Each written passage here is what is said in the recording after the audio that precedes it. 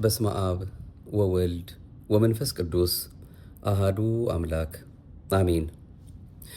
በነገሮቻችን ውስጥ በመንፈሳዊ ሕይወታችን በሥጋ ሕይወታችንም ቢሆን እግዚአብሔር አምላካችን ነገሮችን እንደሚፈጽምልን ከሁሉ በላይ እሱን ማስቀደም እንዳለብን የምናስታውስ የምናውቅ በዚያም ሕይወት የምንመላለስ ስንቶች እንሆን?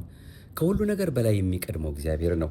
የሚያበላን፣ የሚያጠጣን፣ የሚያለብሰን፣ የሚያንተርሰን፣ በሄድንበት ባለፍንበት ሁሉ ሞገስ የሚሆነን፣ ትዳር የሰጠን፣ ልጆች የሰጠን፣ ስራ የሰጠን፣ በአጠቃላይ የመኖሪያ ፈቃድ ሰጥቶ እድሜውን አበድሮ ለንስሐ እድሜን ሰጥቶ ለዚህ ሰዓትና ደቂቃ እንድንደርስ የእሱ የአምላካችን ቸርነቱ በስቶልን ነውና ለፍቅሩ ወይም ደግሞ በፍቅሩ ለፍርዱ አሳልፎ ያልሰጠን አምላካችን ምሕረትና ደግነቱን አብዝቶልን ስለሆነ ለሱ የምንከፍለው ምንም ነገር ባይኖረንም ግን አንተ ሁሉን አድርገህልናልና ከሁሉ በፊት አንተ ትቀድማለህ። በሕይወታችን በመንገዳችን ሁሉ አንተ እየመራህን ለዚህ አድርሰህናልና ክብርና ምስጋና ለአንተ ይገባሃል ብለን ከልብ ከውስጣችን አውጥተን አምላካችንን ያለ ወረት ያለ አንዳች ምክንያት ምንም ቅድመ ሁኔታዎችን ሳናስቀድምና ሳናስከትል የእሱ የአምላካችንን ፍቅር በየጊዜው በየሰዓቱ የሚያደርግልንን የምናስብ ስንቶቻችንን ሆን?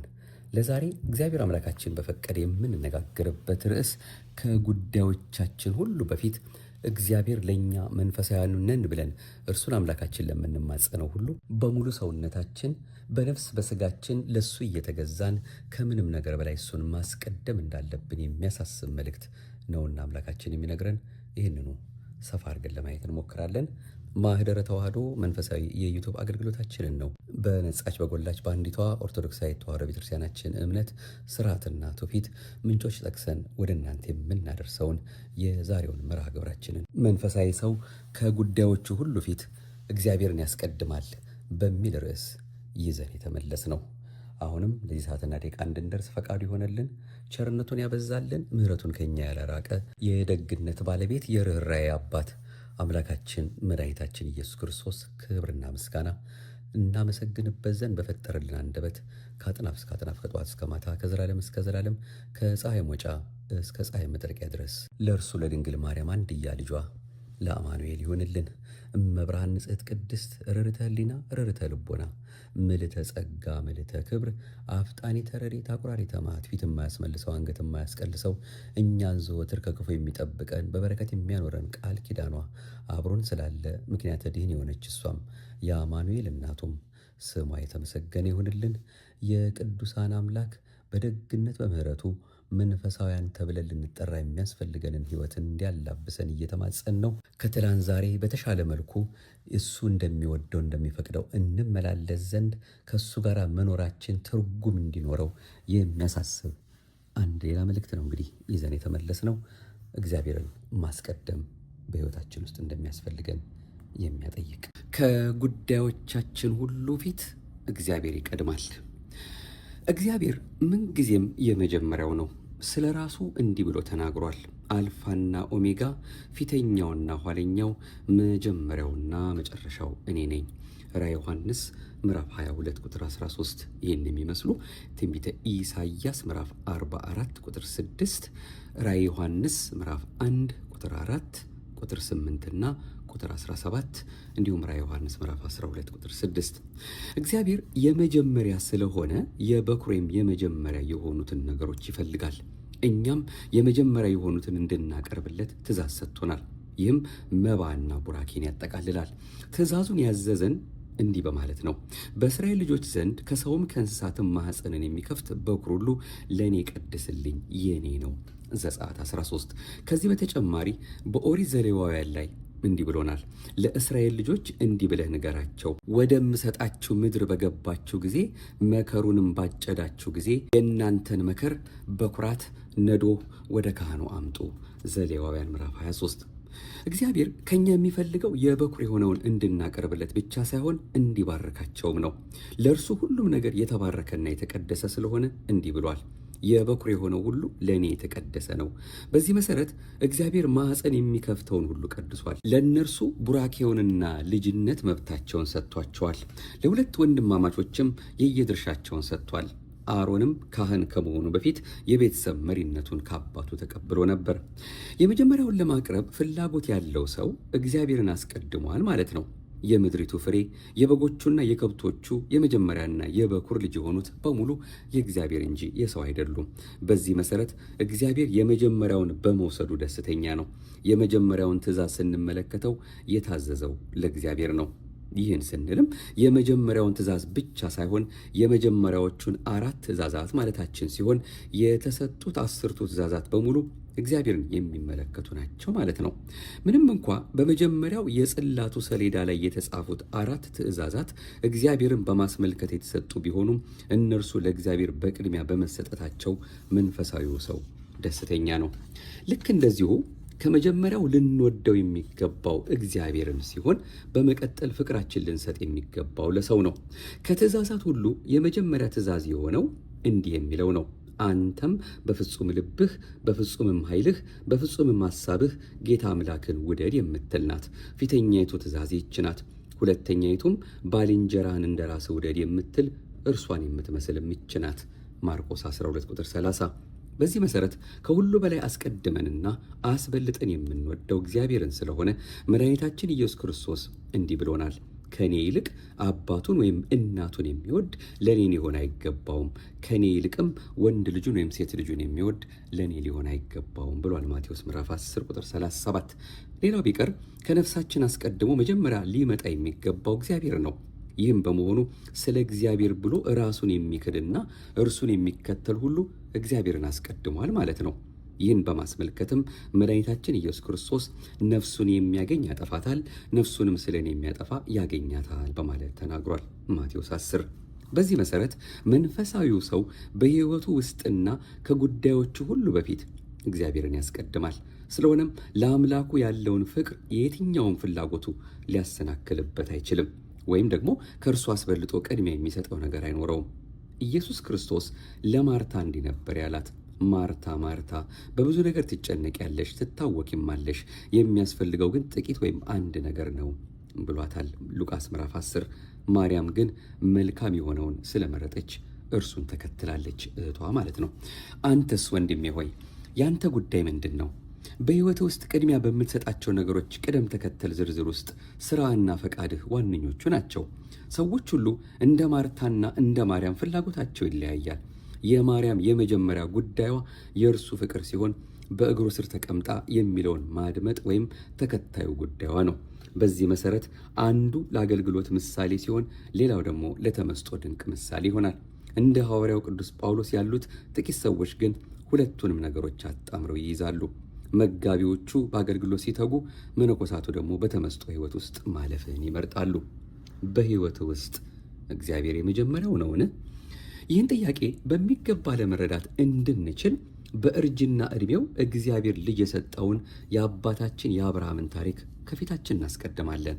አብርሃም በሽምግልና ዘመኑ ባገኘው ልጅ ቢደሰትም እግዚአብሔር ግን የምትወደውን አንድ ልጅህን ይስሐቅን ይዘህ ወደ ሞሪያ ምድር ሂድ፣ በምነግርህ በአንድ ተራራ ላይ በዚያ መስዋዕት አድርገህ ሰዋው ብሎታል። ዘፍጥረት 22። አብርሃም ለዚህ ትእዛዝ የሰጠው ምላሽ ምንድን ነው? በእርግጥም አብርሃም እግዚአብሔርን ከራሱ ጉዳዮች ፊት ስላስቀደመና እንደ አባትነቱ ያለውን ምርጫ የመጨረሻው አድርጎ ስላስቀመጠ ለዚህ ጉዳይ 2 ጊዜ አላሰበም። የይስሐቅ እናት የነበረችው ሳራ ፍላጎትም ይኸው ነበረ። የመጀመሪያ ሊሆን የሚገባው እግዚአብሔር ስለሆነ እርሱን ልንወደውና ልንታዘዘው ይገባል። ከዚህ በመቀጠል እግዚአብሔርን ፈጽሞ የማይቀድመው ይስሐቅ ይከተላል። እግዚአብሔር ይስሐቅን የሚቃጠል መስዋዕት ሆኖ እንዲቀርብ ፈልጎታልና የእግዚአብሔር ትእዛዝ ወዲያውኑ በደስታ ሊፈጸም ግድ ነው። ሐና ለዘመናት መካን ሆና ከቆየች በኋላ በጸሎትና በእንባ ልጅ አግኝታለች። እግዚአብሔርን ስላስቀደመችም ብላቴናው ሳሙኤል በቤተ መቅደስ ያገለግል ዘንድ ለእግዚአብሔር ሰጥተዋለች። ይህ ልጆቻቸው እግዚአብሔርን ያገለግሉ ዘንድ ከመስጠት ወደ ኋላ ለሚሉ እናቶች ሁሉ ጥሩ ትምህርት ሰጪ ነው።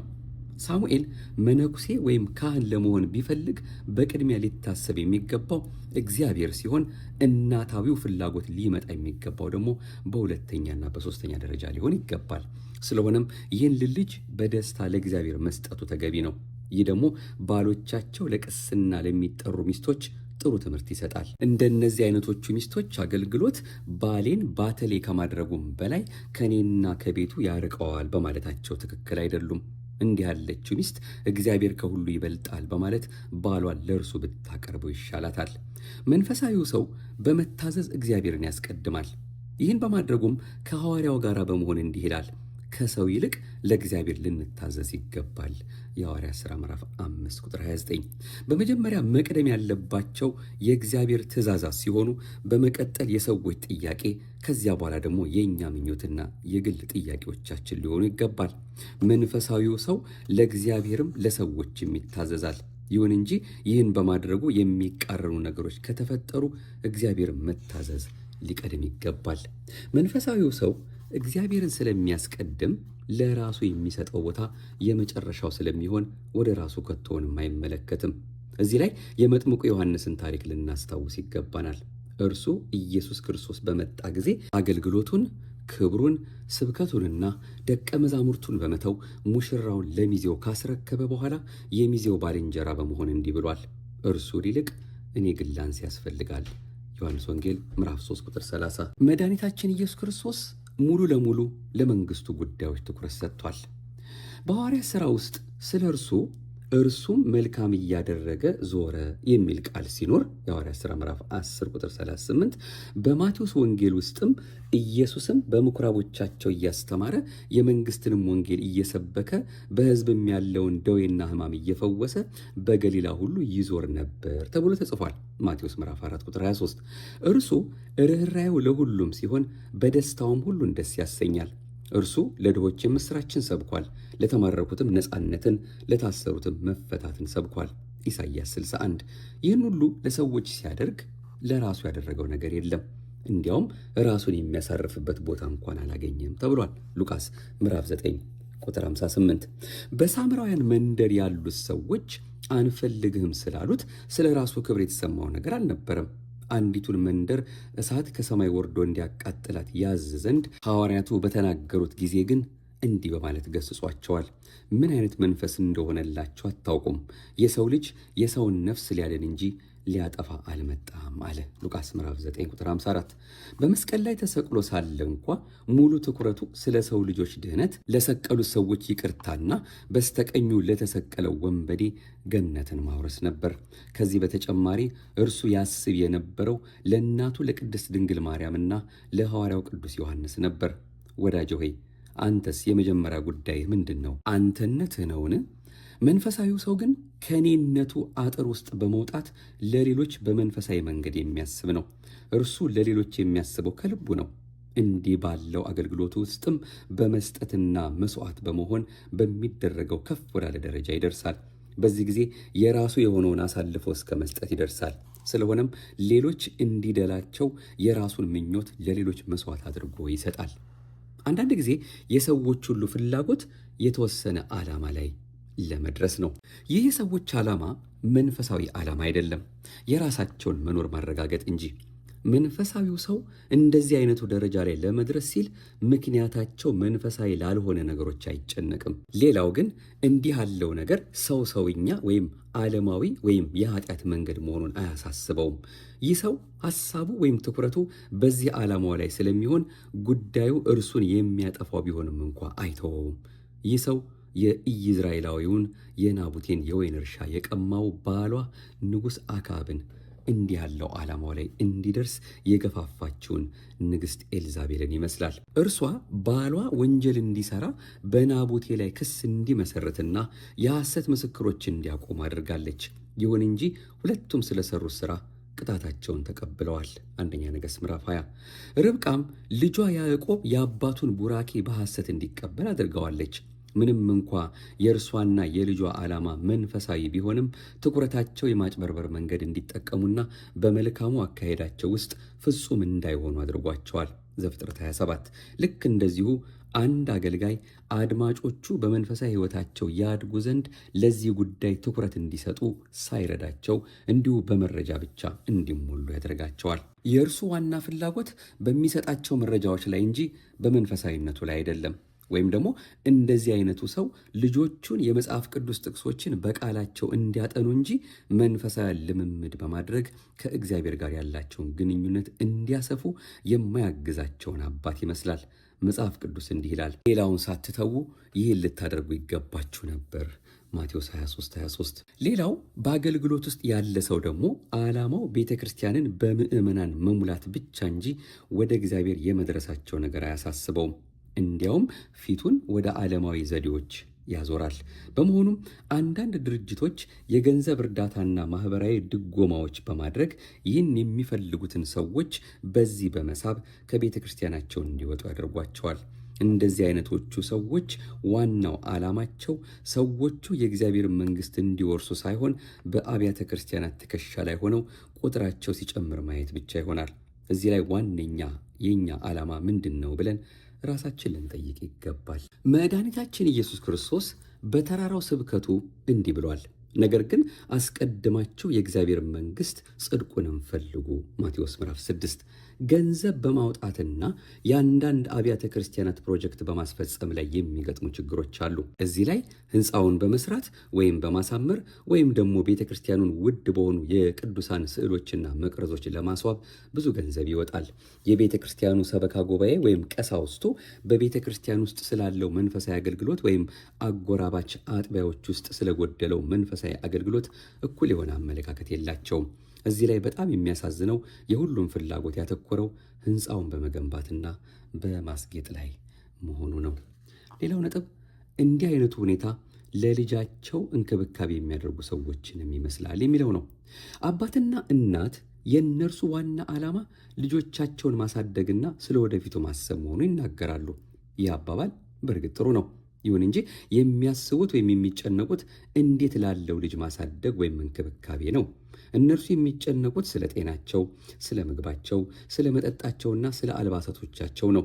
ከዚህ በተጨማሪ ስለ ትምህርታቸው፣ ጥሩ ሥራ ስለመያዛቸውና ስለ ማግባታቸው ነው።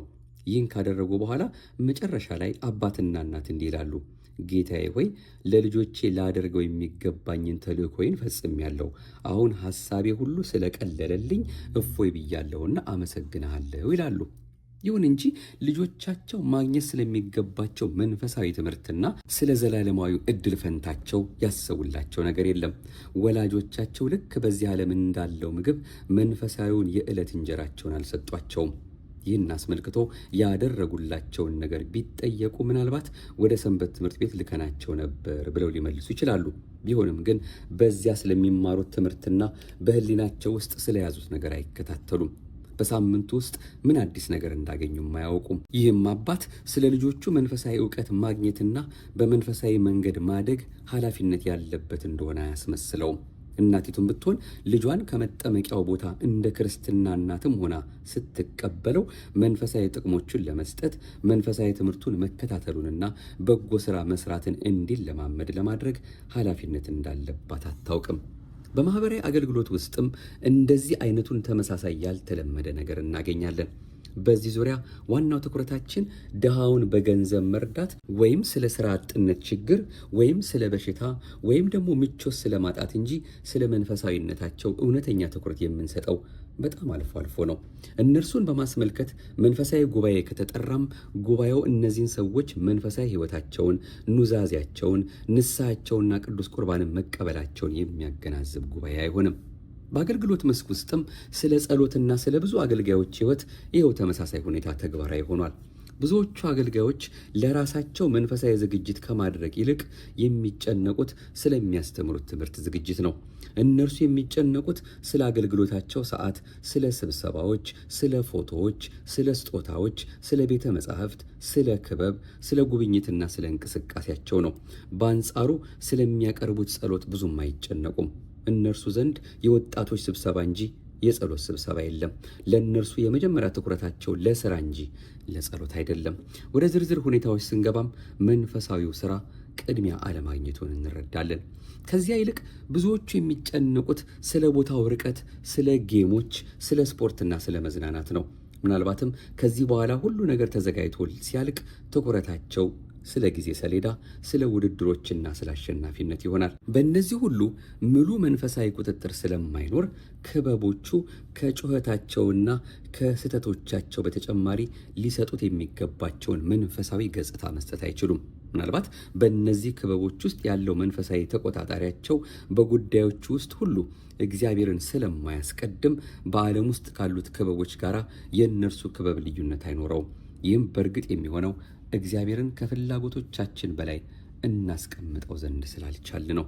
ለምሳሌ አንተ በየዕለቱ ጠዋት ጠዋት ከእንቅልፍ ስትነቃ የምትጨነቀው ስለምንድን ነው? የምትጨነቀው ፊትህን መታጠብህ፣ ቁርስህን መብላትህ፣ ልብስህን መልበስህና ለመሄድ መዘጋጀትህ የቀን ተቀን ሕይወትህ ነውን? ወይስ የመጀመሪያ ጉዳይህ ዕለቱን በጸሎት በንባብና በተመስጦ ከእግዚአብሔር ጋር መጀመር ነው? ያንተ ድርጊት የሚከናወነው እንዳንተ ፍላጎት ነው። እንደዚህ አይነቱ ጉዳይ ላይ አንዳንዶች ለመጸለይ ጊዜ የለኝም ይላሉ። እኔ ግን እንደዚህ አይነቱ ይቅርታ እውነተኛ ምክንያት ነው ብዬ ስለማልወስደው አልቀበለውም። አንተ ግን ጸሎትህንና ተመስጦህን ካስቀደምክ ያ አጣሁት የምትለው ጊዜህን ታገኘዋለህ። ስለሆነም በሁሉም ነገር ላይ ለእግዚአብሔር ቅድሚያ ስጥ። በትርፍ ጊዜህም ከእግዚአብሔር ጋር በሚኖርህ ሥራ፣ በጸሎት ወይም በአገልግሎት ውስጥ በምትሆንበት ጊዜ ለሥጋህ መዝናናትን በፍጹም አትምረጥ። ትርፍ ጊዜህን ስለ እግዚአብሔር ብለህ መስዋዕት ልታደርገው እንጂ ለእንቅልፍና ለቸልተኝነት ልትሰጠው አይሁን። በጾምክም ጊዜ ስለ ጤንነትህ፣ ፕሮቲንና አሚኖ አሲድ ስለማግኘትህ ሳይሆን እግዚአብሔር የመጀመሪያ መሆኑን አውቀህ እርሱን አስቀድመው። በመስጠትና አስራት በማውጣት ምንጊዜም እግዚአብሔር የመጀመሪያው ይሁን። ስለ ሌሎች ወጪዎች አትጨነቅ። እግዚአብሔርን በወጪህ መዝገብ ውስጥ የመጨረሻው ብታደርገውም እንኳ ይህ ለእርሱ ምንም አይደለም። ይህን በማድረጋችን እግዚአብሔርን ወደ ኋላ በማዘግየታችን እንጂ የመጀመሪያ ባለማድረጋችን ይቅርታ እንጠይቃለን። ስለሆነም እግዚአብሔርን በሥራህና በእያንዳንዱ ቀን የመጀመሪያ አድርገው። በየዕለቱ በመጀመሪያ ልናወራ የሚገባን ከእግዚአብሔር ጋር ነው። በምትሰራው ሥራ ሁሉ እግዚአብሔርን የመጀመሪያ አድርገው። በጸሎትህ ጊዜም እግዚአብሔር በመግባትህና በመውጣትህ በመብላትህና በመጠጣትህም ጊዜ ካንተ ጋር እንዲሆን በጸሎትህ አስበው። በሥራህም ላይ መጀመሪያ ከእግዚአብሔር ጋር ተነጋገር። እግዚአብሔርን በመጀመሪያ ካስቀደምክ በእርሱ ላይ ኃጢአት አትሠራም። ምክንያቱም እርሱን ከዓለማዊ ፍላጎቶችህና ከምድራዊ ደስታዎችህ በላይ አድርገኸዋልና ነው። ምንጊዜም እግዚአብሔርን ከፊትህ ካስቀደምክ ዓለሙ ካንተ በኋላ ነው። ሰው ኃጢአትን የሚሠራው እግዚአብሔርን ከፊት ለፊቱ ስለማያደርግ ነው። ይህን በማድረጉም እርሱን ዘንግቶታልና ከእያንዳንዱ መውደቅ በፊት የእርሱን ሁኔታ ሊያውቅ አይችልም። ከሰዓት፣ ከጥቅም፣ ከፍላጎት፣ ከፍቅር፣ ከናፍቆትና ከመታዘዝ በፊት እግዚአብሔርን አስቀድመው። ለሁሉም ነገር እርሱ የመጀመሪያው ይሁን። እግዚአብሔር ልጅ ሆይ ልብህን ስጠኝ ብሎ የሚጠይቅህ ምሳሌ 23 ቁጥር 26 እርሱ ከፍላጎቶችህ ከስሜቶችህና እርሱን ከሚቃወሙ ነገሮች ሁሉ በፊት ለሕይወትህ ቅድሚያ ስለሰጠ ነው። አንተም ከልብህ ሆነህ በውስጥህ ሰው ዓለሙን ሁሉ ቢያተርፍ ነፍሱንም ቢያጎል ምን ይጠቅመዋል በል። ማቴዎስ 16 ነፍሱን ማጣቱ በራሱ እግዚአብሔርን የማጣቱ ምልክት ነው። መንፈሳዊው ሰው እግዚአብሔርን በመጀመሪያ በማስቀደሙ ዓላማው ከማንኛውም ነገር በፊት እግዚአብሔርን ማስቀደም ብቻ ሳይሆን ከእርሱ ጋር ያለው ግንኙነት በሕይወቱ ውስጥ ሁሉም ነገር መሆኑ ነው። እርሱ ከሐዋርያው ጋር እንዲህ ይላል፣ ለእኔ ሕይወት ክርስቶስ ሞትም ጥቅም ነውና። ፊልጵስዩስ ምዕራፍ 1 ቁጥር 21። ከዚህ በተጨማሪ እንዲህ ይላል፣ እኔም አሁን ሕያው ሆኜ አልኖርም፣ ክርስቶስ ግን በእኔ ይኖራል። በመጨረሻም ብዛት ባላቸው ምክሮች ሸክማችሁን ላከብድባችሁ አልወድም። ገላትያ ምዕራፍ 2 ቁጥር 20። ይሁን እንጂ አንድ ብቻ ምክር ልመክራችሁ እወዳለሁ። ይህን ምክሬን ተግባራዊ ካደረጋችሁ ትእዛዛትን ሁሉ ተግባራዊ ታደርጋላችሁ። እግዚአብሔር የጉዳዮቻችሁ ሁሉ መጀመሪያ አድርጉት። ከእርሱ ተለይታችሁ ለብቻችሁ አትኑሩ። ቀንህንና ስራህን ከእርሱ ጋር በመስራት ጀምር ይላሉ። ይህንን ግሩም የሆነ መልእክት በእውነት የሰጡን የግብፅ ኦርቶዶክስ ቤተክርስቲያን ፓትርያርክ ቅዱስነታቸው አቡነ ሺኖዳ ሳልሳዊ መንፈሳዊ ሰው ከተባለው መጽሐፍ ነው ይህን አግኝተን ወደ እናንተ ያመጣ ነው። መቼስ በሕይወታችን ውስጥ በተለያየ ሁኔታ እርሱ ሲቀድም ሁሉ ነገሮቻችን ይሳካሉ።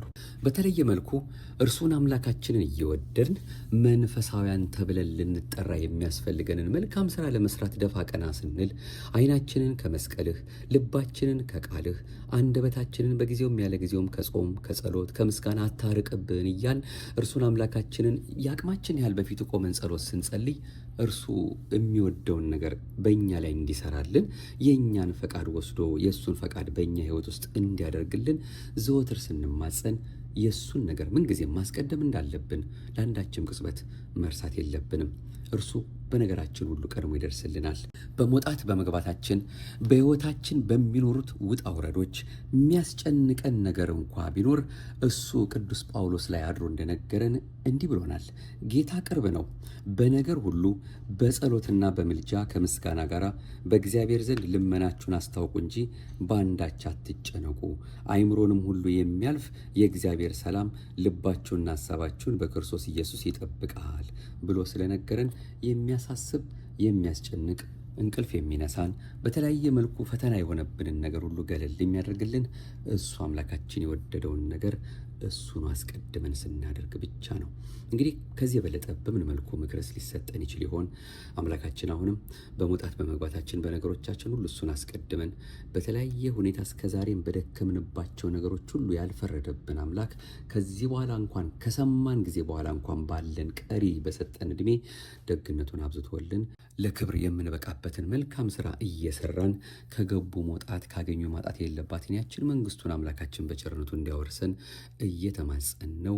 ሁልጊዜም ምንጊዜም አምላካችን ቀድሞ እንዲገኝልን የእሱን ፈቃድ መፈጸምን ከምንም ነገር በላይ አብልጠን መያዝና ማድረግ እንዳለብን ነው። እንግዲህ ይህ መልእክት ከብዙ በጥቂቱ ከሙሉ በከፊሉ የሚያሳስበንና የሚነግረን አሁንም የደግነት ባለቤት የድንግል ማርያም አንድያ ልጇ አሁንም ቅዱስ ጳውሎስ እንደነገረን እንደ ሐሳቡ ለተጠሩ ነገር ሁሉ ለበጎ እንዲሆን እናውቃለን እንዳለ ነገሮች ሁሉ ፈተና እንኳ ቢመጣብን ማለት ነው እርሱ አምላካችን ለበጎ ለመልካም እንደሚያደርግልን በማመን ያንተ ፈቃድ ሆኗል።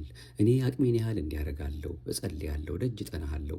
ምንም ነገር ቢደርስብኝ ግን ሁሉም አንተ ፈቃድ ነውና የሚሆነው አንተም ለእኔ ያለ ሐሳብ ደግሞ የሰላም ሐሳብ ነውና ኤርምያስ 23 እንደነገርከኝ እባክህ አምላኬ ወይ ምንጊዜም ፈቃድን ለመፈጸም አንተ በቸርነትህ ጥበቡን ማስተዋሉ እንድትሰጠኝ እምነት እንድትጨምርልኝ ሁልጊዜም አለማመኔ እንድትረዳልኝ እለምንሃለሁ እያልን እንድንኖር ያስፈልገናል። አምላካችን ስላስተማረን ስሙ የከበረ የተመሰገነ ይሁን። አሁንም የብፁዕነታቸው የትምህርታቸው በረከት ለሁላችንም ትድረሰን። አምላካችን የሰማነውን በልባችን ጽላት ጽፎ ለፍሬ ለበረከት ለመለወጥ ያድርግልን። አሜን። ይቆየን። አቤቱ አንተን መፍራትን በልቦናችን በጎ አምልኮትህንም በህሊናችን ጨምር።